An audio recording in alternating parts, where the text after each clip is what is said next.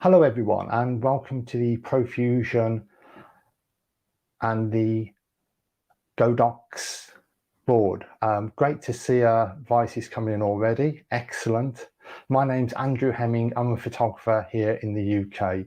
First off, apologies if you can see grid lines on the screen. I seem to have lost my clean video feed out. I do apologise and hopefully it won't distract too much from the live cast, but I really didn't want to hold up proceedings with that. So the slides won't be affected by it. But thanks for taking the time to actually tune in. Great to hear from everyone. So the actual talk today is Small World, Big Magic, and that's all about tabletop photography, close-up and macro. And I really wanted to cover a few points about the details when we're actually looking at that style of photography.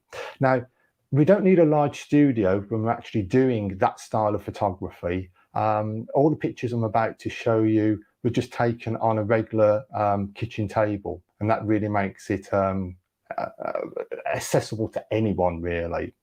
And it's great to see a few people coming in saying hi. Thanks very much for joining us today. So macro and close-up photography. What are the issues that we actually have with that? Well, a couple of the challenges is with any photography is lighting. Often we're going to be photographing things and we're going to be very close to them. So what can that happen? That means that the camera may well block the light that's actually falling on the subject, and it can be difficult to get lights in close enough. If you're trying to use just a hot shoe flash gun, the lens probably will block the light actually hitting that subject.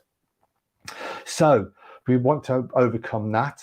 The other thing to bear in mind is that the focusing can also be an issue if we're actually looking at close-up photography and macro. The depth of field is much shorter than we have in regular photography, and that's something else we have to take into consideration. One way to try and overcome that, of course, is to use smaller apertures. But again, if lighting is going to be an issue for us, then it means we're going to use longer shutter speeds or higher ISOs, and that then can obviously affect the final quality of our image. So the solution is to look on some of the lighting solutions we have. Now, obviously, during the presentation, if you have any questions, please post them, and I'll certainly try and answer them for you. There will be a time at the end as well, but don't hold back if you've got any burning issues you'd really like to ask about. So normally when we've been looking at lighting solutions, it's often been a ring flash. That's what most people look at when they're considering macro photography, and that's an ideal type of light if we want to capture detail. It is a flat light, which can be an excellent source of lighting, but it does have some creative limitations. Some ring flashes, you can actually split the power output, so half the light could be turned off and half the light could be turned on, or you can lower and raise, but it's one single unit, and that can be a limiting factor if we want to try and be a little bit more creative in what we're producing.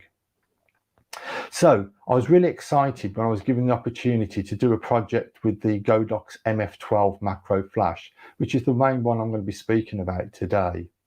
That flash gives us both the ring flash option if we wish, and also a lens mount option. What I mean by that is, if we take my camera, for instance, we're actually going to mount the lens onto the front here. That way, the camera nor the lens is actually going to block the light onto the actual subject. So what does the MF12 look like if you haven't seen one? Well, here it is. It's quite a small unit.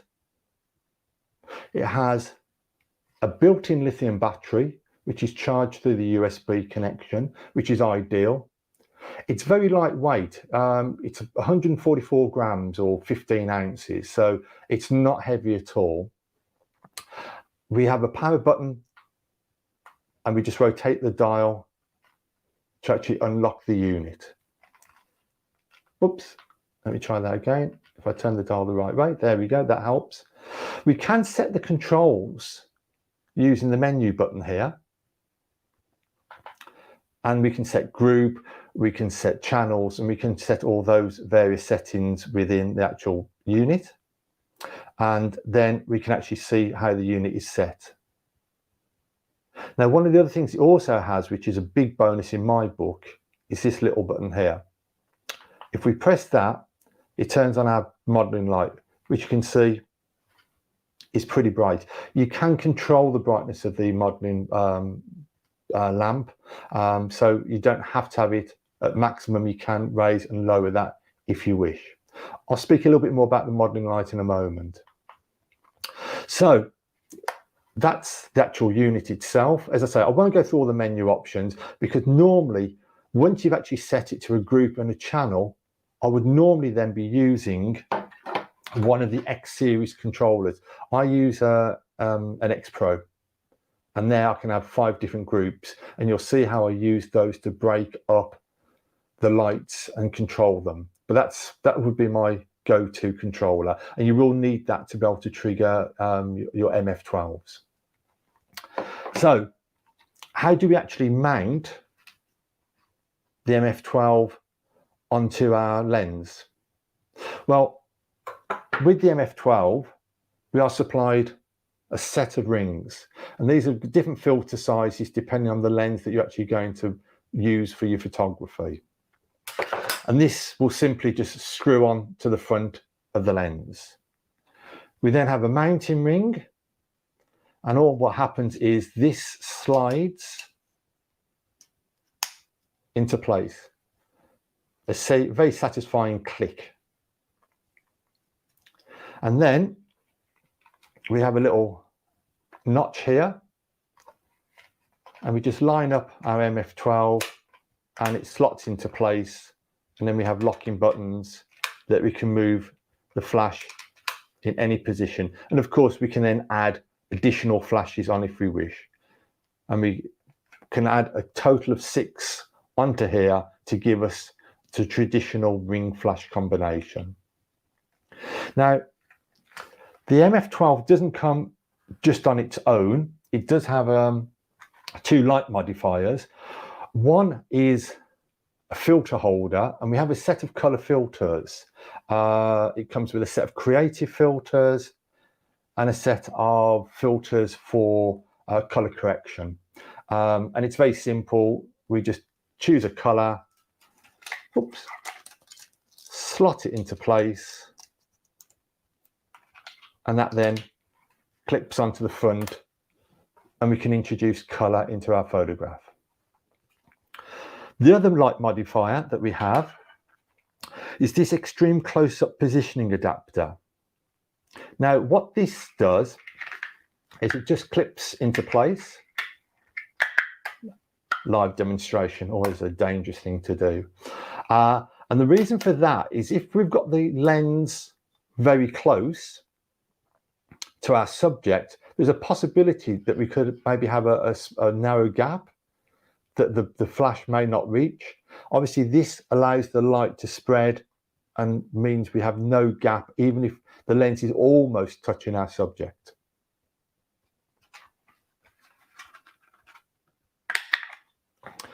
The MF12 has a guide number of 16, which is pretty good for a unit of this size. But you have to remember, we're using these normally pretty close to our subject, so we don't need an awful lot of power. And sometimes you can have too much power and too much light, and that's the benefit of the MF12. Of course, one of the big bonuses, and the thing that I found really exciting with the MF12 was actually this very small piece of plastic. Not the most exciting thing in the world, but what it allows us to do is if we put that, oops, if we put that onto the fitting, we now have a cold shoe. You can't trigger the MF12 through this, but it can go onto a hot shoe fitting, or it has a thread, which means it can go onto, say, something like a mini tripod or a lighting stand or a full-size tripod. And because of the cold shoe, we can use one of these little feet and we can tighten that down, and it can be used off camera. So we can actually build a little macro studio using these lights. It really is quite interesting, and hopefully I'll be able to show you some of the things I actually got up to with them. So the rechargeable battery inside gives approximately about 500 full power flashes. Obviously, if you're using the built-in LED light, that can have some battery power that will actually draw from that. One of the issues, as I was saying before, can be the narrow depth of field that we have with macro photography, and that's where the let me grab the other one side. That's where our modeling light can be a big help, because it really illuminates the subject. So if you're really going for fine focus, that modeling light really helps. Of course, it is a modeling light, and as the word says, it allows us to model where the position of that light's going to be when we actually come to compose our photograph. And the other bonus would be if you're ever videoing, and if you're doing close-up or macro video, you've got an excellent video light there. It can be extremely bright. So all in all, it's a great little package. So let me share with you some of my images that we actually took with the MF12. That's great. So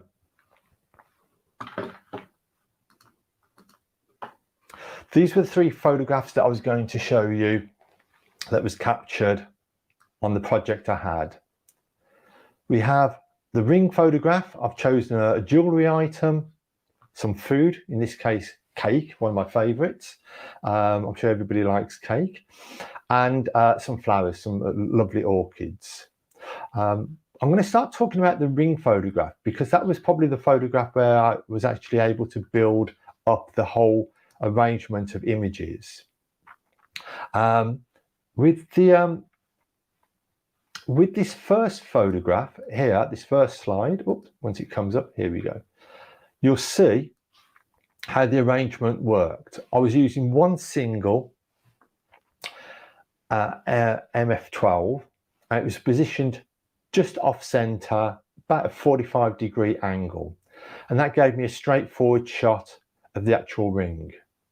Now, doing this at home, I was using just some various bits and pieces that I found. The actual piece of slate that the ring is sitting on was just a leftover from a DIY project.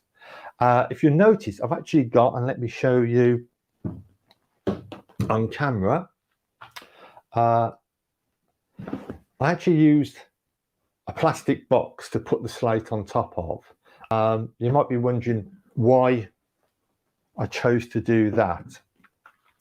Well, it's much easier once the actual box was placed in position to actually place the slate on top, and then I was able to easily move my position around.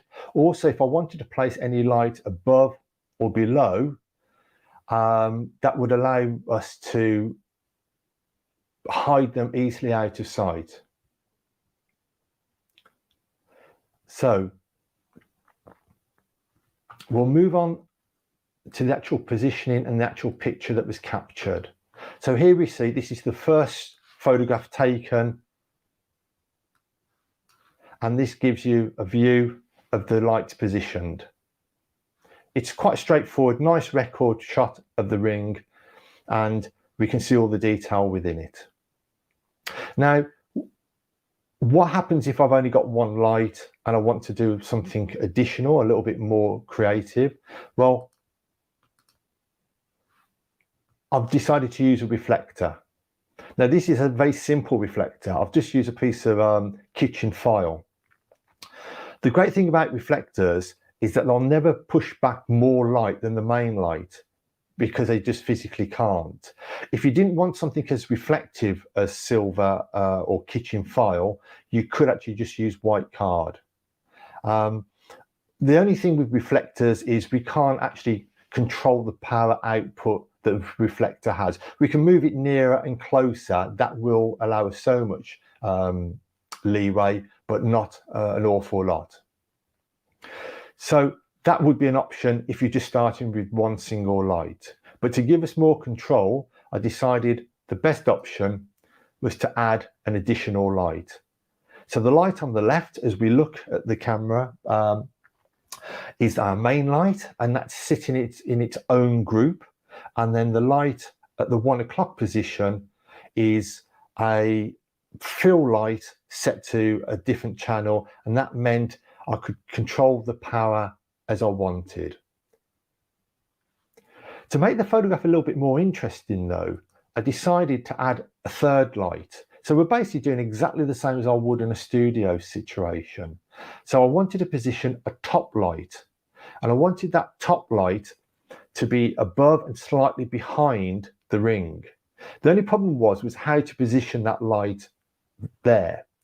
So normally a boom arm, if you look at studio boom arms, they're normally quite large, and they're quite a bulky thing because of the weight they have to take. But because of the weight of the actual MF12, it wasn't necessary to have something that big. So I actually just used a holder for an umbrella, and actually used a section. Let me just show you that. Let me just switch the camera over. And I just used a section of a lighting stand. Luckily, this had a quarter thread. Oh, let me try and make sure you can see that. A quarter thread. So again, I was able just to screw the MF12, whoops, there we go, the MF12 directly onto it. And that's how I actually made my own boom arm. As I say, because they're so lightweight, it's not an issue. I see we've got a couple of questions have come in. And someone was asking about the actual settings for the shot where it looks like it's raining. I will get to that picture in a moment. The settings for all of these photographs with the rings was 250th of a second. My aperture was between f8 and f11. I varied it slightly just for personal preference. And my ISO was 200, which is the base level on the camera I was using. Let me just switch back to my camera just for a moment. Camera-wise, I'm sure people have an interest about cameras. I shoot with Olympus, so I'm shooting on micro 4/3. So any focal lengths I'm about to give, you have to remember you need to double to have the same view as it would be on a full frame camera. So this was the 60mm macro. The view it gives me would be the equivalent to 120mm. The reason I chose 250th of a second and f8 and f11, one, the aperture was to do with the depth of field I wanted for focus purposes. I went for my highest sync speed because I really didn't want any of the room light to affect the picture at all. I only wanted the light from my flashes to do that. That way, I'm not worried about ambient light causing any issues. And certainly when you come to the shot that appears to be rain, I just wanted to be able to freeze that, and the flash helped me to do that. So there we had the setup with 3 lights. As we can see, it helps light our background. I didn't actually need a physical separate background for this picture because the surface the ring was sitting on was long enough. It stretched all the way into the background, and that meant I didn't lose any of the slate or the stone that the ring is sitting on. Now, one of my favorite techniques when it comes to photographing almost anything, whether it's in the studio or outdoors, is I'm a big fan of backlighting. You know, the light coming through trees, anything like that, I think really adds. So I thought, why don't we add an additional light at the back? And this was where I was able to use the adapter that you saw earlier. So I could use the MF12 off camera and a small stand just to hold the light. Because I was using the plastic box, my famous plastic box, it meant I couldn't see the actual backlight. But I think you agree that the actual difference it makes, it really brightens the picture up and starts to add extra depth and a bigger element to the actual picture. So we could leave it there and that would be fine. But I considered we could go further with this, and I wanted to do some more, and not forgetting we've also got the option of adding colour. Colour is a way of altering the mood in a photograph, and so that's what I did. And on that background light, I added a blue gel. So the power setting had to be altered very slightly because you do lose a little bit of light. Depends on the strength of the actual colour gel or filter that you actually put in place. But the photograph started to get some atmosphere. The nice thing was I wasn't really getting too much contamination on the ring. There's a little bit on the top and a tad at the bottom, but my main light and top light was actually helping to control that, which was excellent. But what could we do to go just a little bit further? Well, we could make that blue colour stronger. And the way of doing that, I felt, would be to actually add some water onto the actual surface. So all I did was used a small spray bottle, oops, sorry, wrong side there, with just normal water. I removed the ring and I just sprayed down the actual surface of the stone. And that really transformed the actual look of the photograph. One, we're getting a reflection into the picture. We're also getting highlights and shadows into the foreground and background. And it really, really makes that blue color really pop out. With reflections, remember that the nearer the camera is to the actual surface that the item is on, the stronger the reflection will be. And because the camera wasn't really that high up looking down, that's why we got quite a strong reflection looking back. And it really sort of added a lot to the actual photograph. So was that going to be the end of it? Well, no, you've seen I've taken it one step further, and I decided it'd be quite interesting to introduce some movement into the image. So I reached for my trusty water sprayer. Now, I was surprised when I investigated, there's so many options of being able to drip or spray water onto items in photographs. Some of them are very elaborate and you can have timers and everything. But for what we were doing, I was just going to use a simple sprayer.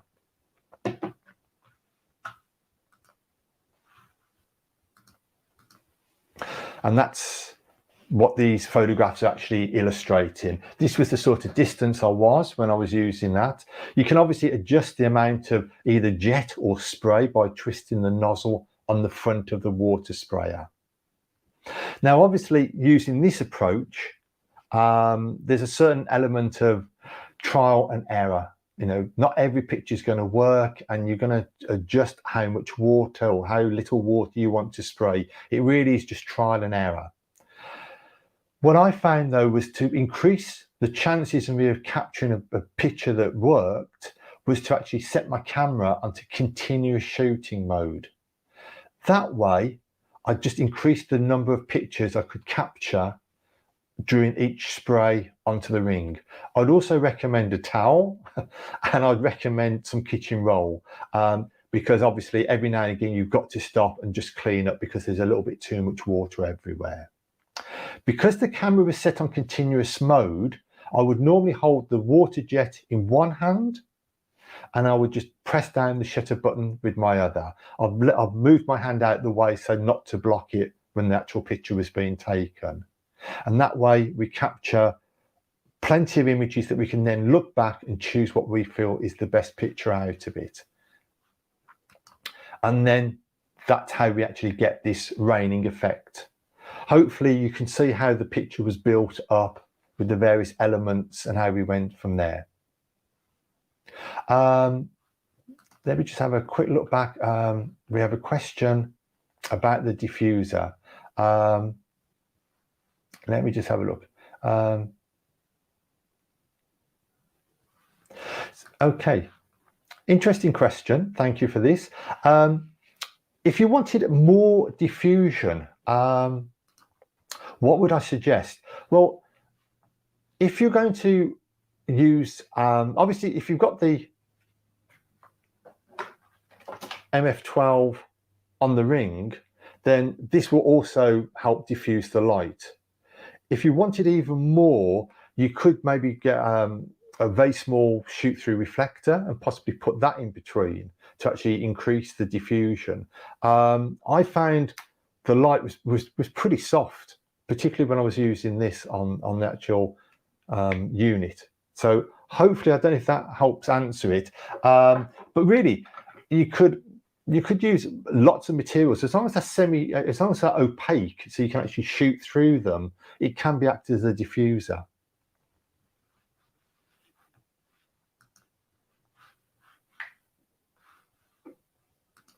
So this was our final shot with the rings. Really, what's making this photograph work is the backlight. Without that backlight, we wouldn't get the effect we're getting with those droplets of water. When someone asked me about the shutter speed that I used, although I was on 250th of a second, which is the maximum shutter speed, or sorry, maximum sync shutter speed for flash on my particular camera, what we have to remember is the ambient room light wasn't contributing anything to the photograph. It was purely flash. Now, depending on the power setting of the flash itself, that will be much shorter than 250th of a second. It could be 10,000th of a second because the flash duration can be incredibly short. So the actual picture was taken at 250th of a second, but the flash was probably lighting the scene for a shorter period than that. And that's really how those droplets are actually caught, what appears to be rain, but as we all know, was just a water sprayer. But I know that's just between us, and I know you won't share that with anyone else. Often, when we actually have a setup arranged, we can use that for other subjects. We don't have to start from scratch. We don't have to reinvent everything. So what we have is a setup with two lights and a top light. And that could be used almost for any subject. And that's what I decided to do with my next image. And let me bring that up for you. And that's our cupcakes. Now, I'll be honest, the cupcake looked fairly bland or plain. And I actually bought the extra bits of chocolate and these little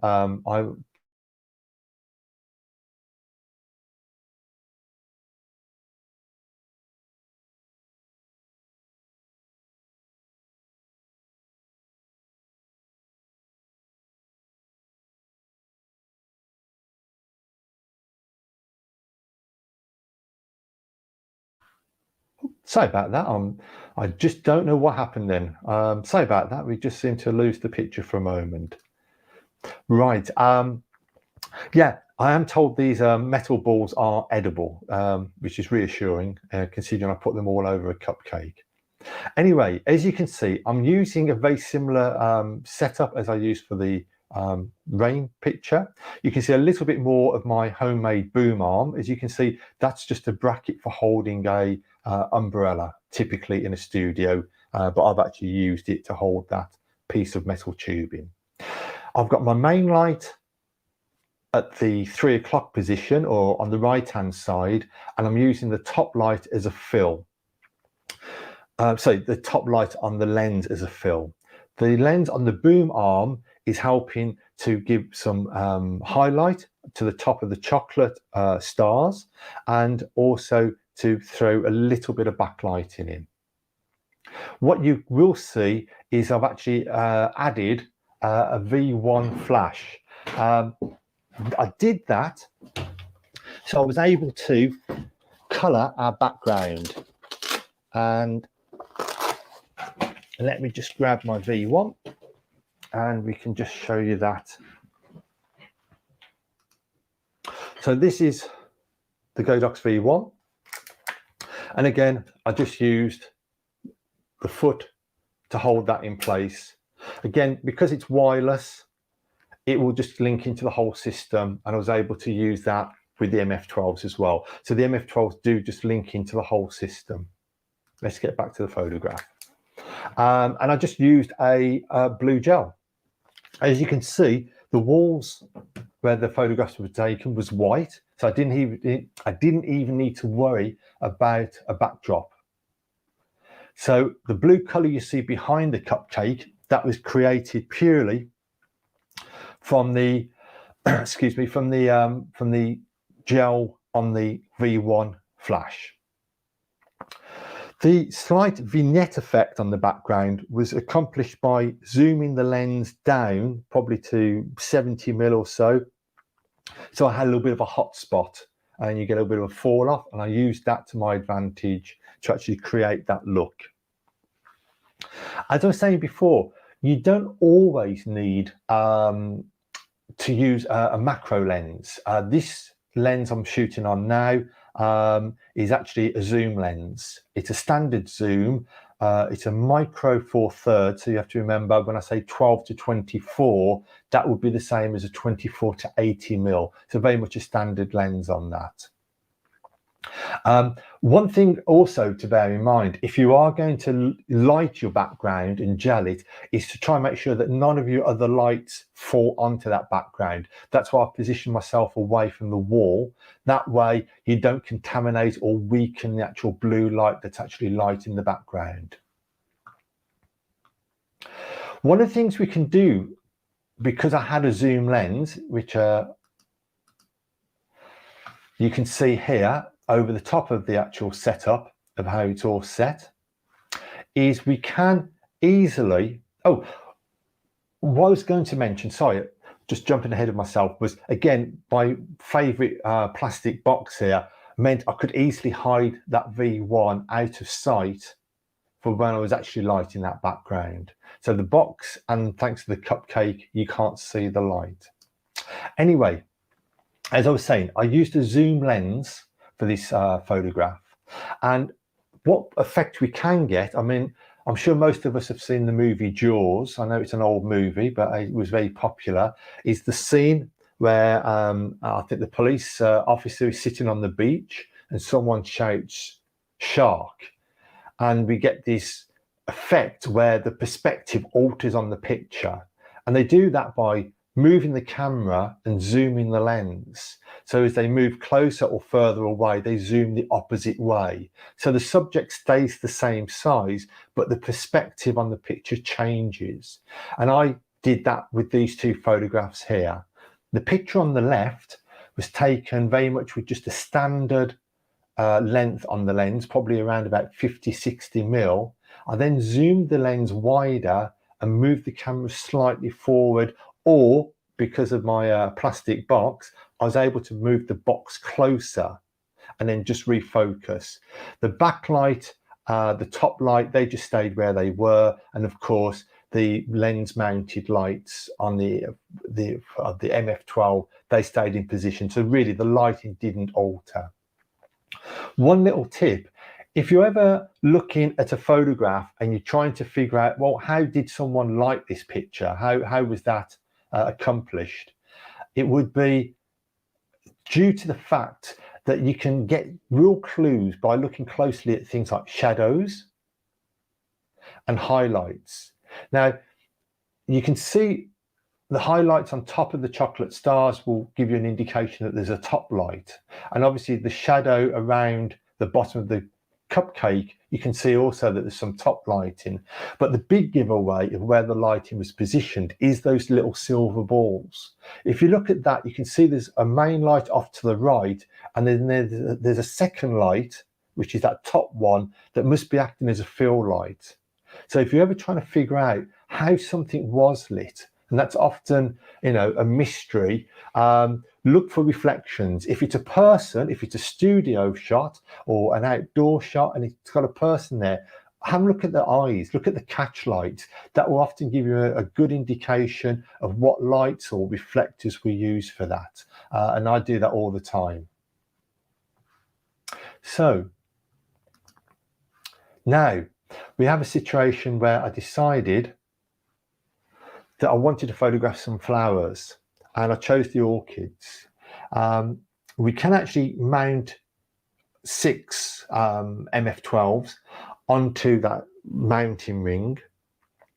What I actually did with this picture was I split the photographs into 2 groups. So I had group A and group B, and that way I could control one set of lights on the right and then the other set on the left on the ring, and I could vary my light output. It's important, again, that I needed quite deep or quite a small aperture to get that deep depth of field to be able to capture all of the picture, all of the orchids in the picture sharp. One of the ways, again, as I said before, the modeling light really helps you get that fine focus. And again, if I'd been videoing, it would have been superb light to be able to do that. I used, which I'll show you on this other slide, I used the V1 again. And just to illustrate, if you don't have a suitable white wall where you have your table, you can actually just use a white piece of card, and that will certainly help cover that for you. What we also have is the plants were actually in a glass bowl, so there was no need to actually raise them up. They were already high enough that I wouldn't be able to see the V1 in the background, and it was a suitable height for me to be able to work from. The V1 I've put into a separate group. That way I can control the power of the background light, and as you can see on the photograph on the right, I've got the 2 groups that the MF12s are set into. That way I can easily adjust my power output. It makes life so much easier. Rather than having to go and adjust each light separately, I can adjust them all straight from the controller. And you know, it just saves a lot of time if you're just wanting to fine tune them. Don't forget, you've got 5 groups, so you can easily break them down more if you find that really is of help to you. Talking regarding focusing on something as well, let me explain again. The orchids were in a situation where they were quite set deep within each other. They're not all on the same plane, if that makes sense. Some are sitting behind others. So how do we get that? Well, we can increase our depth of field by shutting our aperture down and shooting with a small aperture. Sometimes though, we may not want to do that. Now, depending on what camera you have, we do sometimes have the option of doing a thing called focus stacking. Now, focus stacking isn't on every camera, and you'd have to actually check your particular camera to see if you have that option. What it means is that the camera will take multiple images. And what it does is, as it takes each image, it shifts the focus very slightly. So you end up with a group of photographs all taken at a different focal position. Then, depending on the camera, that can either be combined in camera or it can be done in software afterwards. Now, it does mean the camera could be taking maybe, I think it maybe starts from 5, maybe up to 10 or maybe 15 pictures. Depends on how deep a focus you want and how fine you want those steps to be. But the camera needs to repeatedly take those photographs. The MF12 is great because of the lithium battery. The lithium battery recharges very fast, and particularly if you're using a group in a ring format, you'll find that it can easily keep up with the camera as it takes each picture, and it really works very well for that. As I've mentioned before, with the V1 and with a coloured gel, we can work some more magic and change that background, which at the moment, as you can see, originally was white and in this picture was blue. We can easily just change the gel that you can see, and we can change it to a totally different color. And that's what I did here. I actually swapped to a pink or magenta, however you wish to describe it. And that I chose to actually complement the actual color of the orchids. Some colors, like in the cupcake, we may want to contrast, and that will make our picture stand out. And others will just be looking, I thought with the rain, I thought the blue really added to that. So I'm just going to come back to my camera.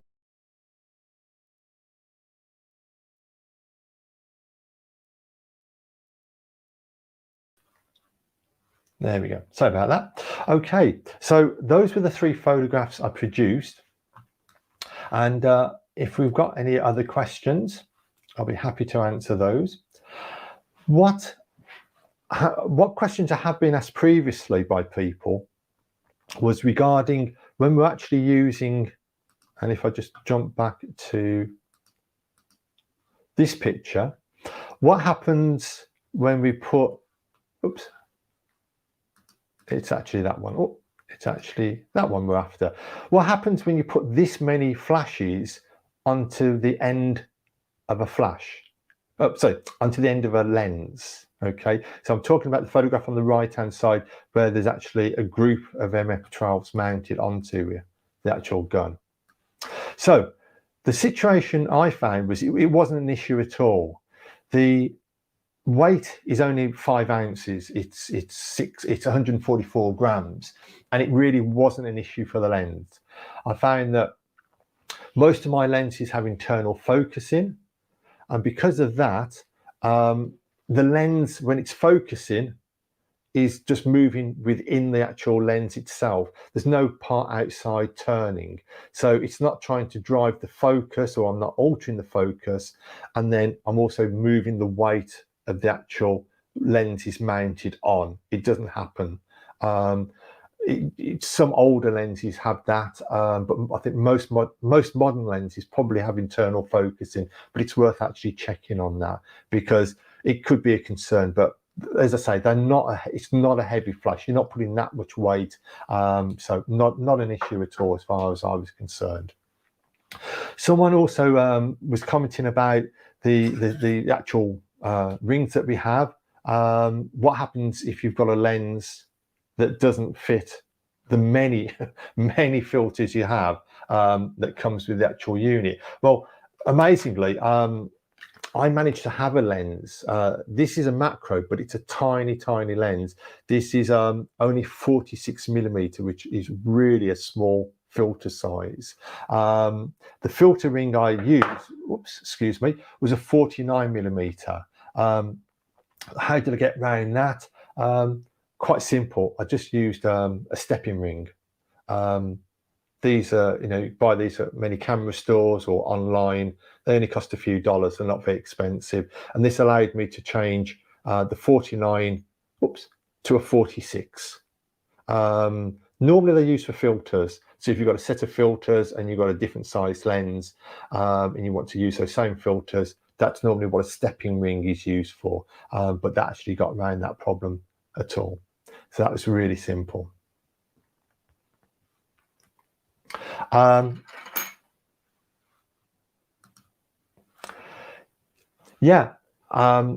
Asking about the power of the MF12, it is super tiny. It really is. I mean, in one ways, I really like that because, okay, I've shown it being used in a little mini studio situation, but really, you really can pop these lights in places. As I say, it's got a guide number of 16, and it is surprisingly bright. No problem at all. It really was such an excellent amount of power. I didn't struggle. As I say, I was able to use whatever aperture I wanted, and I had more than enough power. I was probably using these on the actual shoot. Maximum was probably a quarter power. They really do punch out an awful lot of light. So yeah, really an ideal arrangement on that. Not a problem at all. Hello Nelson, thanks for the question. Yeah, I used a 60mm macro on the ring shot. So if we just jump back, let me just jump through the slides. The photograph of the rings, that was shot with a 60mm macro.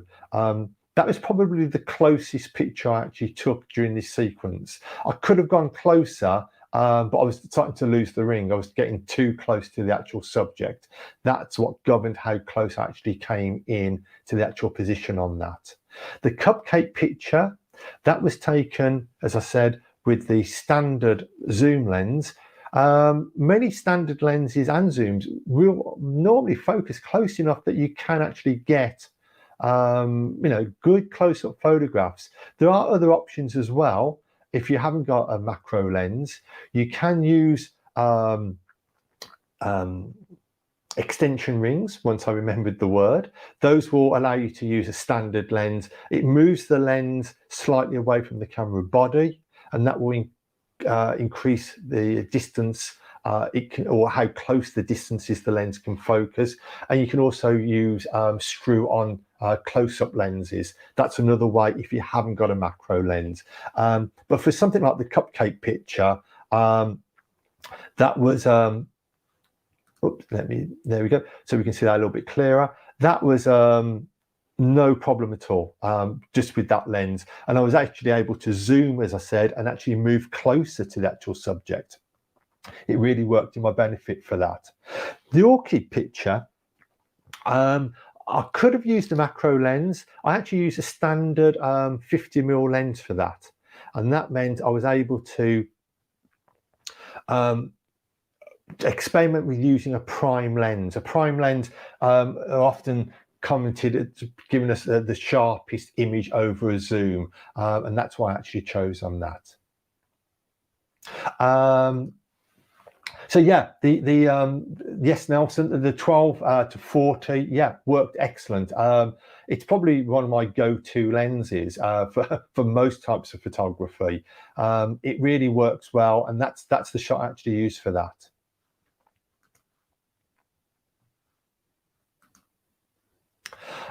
As far as the focus stacking option, yeah, good question. I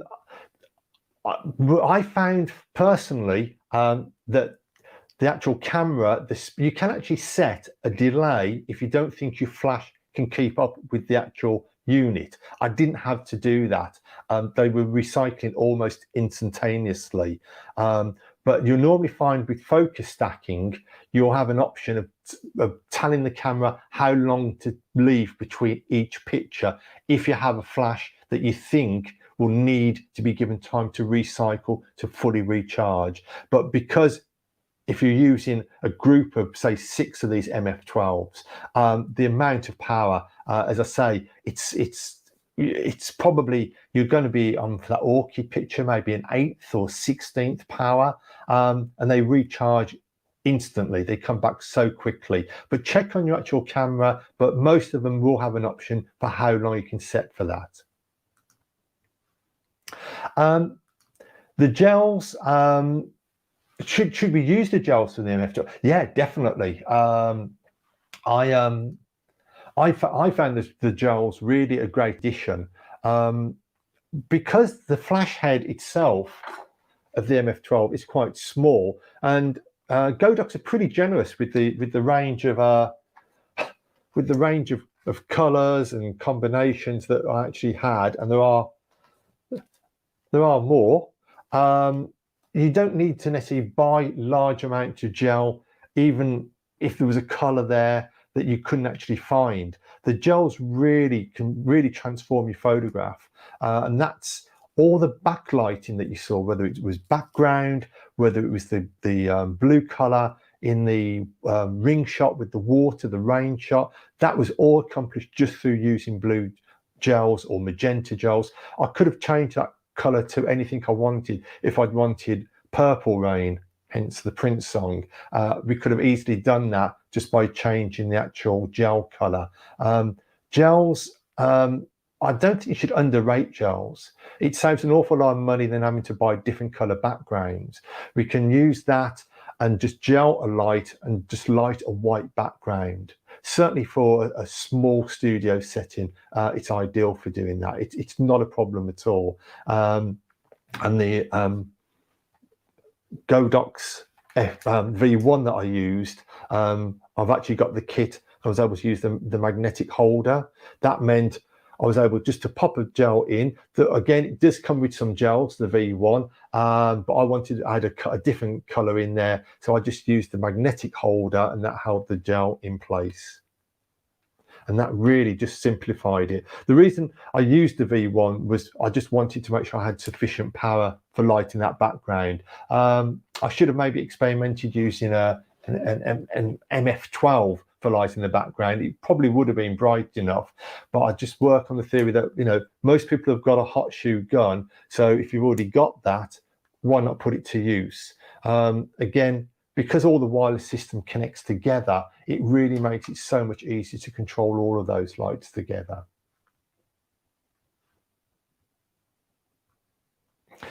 So I hope that's given you a good oversight on the MF12. Don't forget, you will need one of the X controllers to trigger the MF12.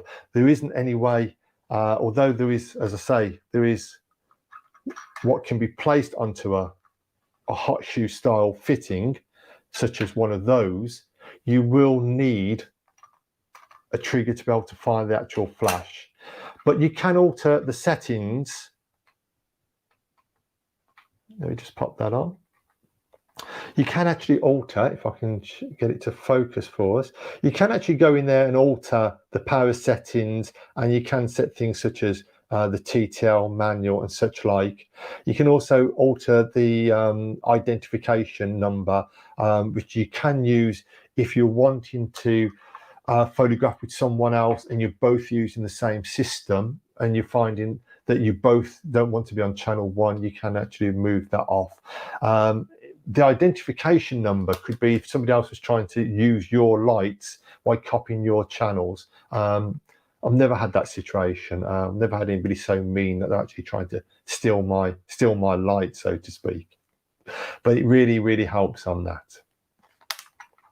I would definitely say they're worth investigating because the options really are so wide. These would be so easy to take outdoors and use. So you don't necessarily, even if you're going to go out and photograph insects, again, in that situation, I probably wouldn't use manual control. I probably would use TTL. That way, if you're using a fast moving subject, it would certainly give you the ability to capture them very quick and actually have the lights there ready to go. And again, using the extreme close-up positioning adapter, you really could get close to insects. For that type of photography, you really are going to need a macro flash and a macro lens to do that type of photography. But I certainly hope it's giving you some ideas on that. So if I have any more questions or anything else for that, I'm certainly happy to try and answer those for you. I really would like to thank Godox for giving me the opportunity to talk about my experience of using the MF12s. I was really lucky to be able to try them out. Excellent light, really recommend them. If you want to actually see them in action, there is a short film on YouTube on the Godox channel, and there you'll see all 3 setups and you'll actually see the photographs being taken in real life. And again, I give a little bit of a brief overview of the system again. So if you want to see some video, certainly do that. If you want to see a little bit of a better quality image than you may be able to see on the live stream, those 3 images are on my Instagram feed. And my Instagram is Andrew MH16. Not the most catchiest probably of names, but that seemed the easiest one for me to go to. So it's Andrew MH16, and I've put up those 3 pictures if you actually want to see the actual detail. So how does it compare to the V1? Okay, I'll try and answer this question.